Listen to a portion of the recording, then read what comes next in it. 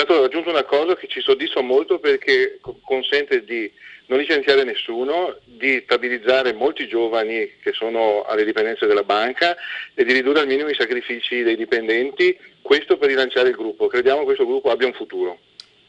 Erano 730 gli esuberi.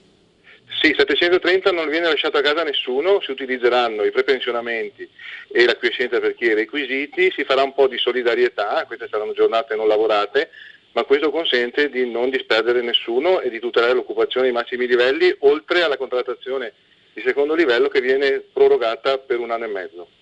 Qual è il morale dei dipendenti di Veneto Banca?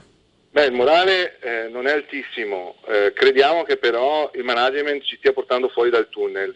Deve essere data fiducia al management, ma soprattutto ai dipendenti, perché sono quelli che hanno retto la barca nei momenti più difficili e sono quelli che credono ancora in questa azienda.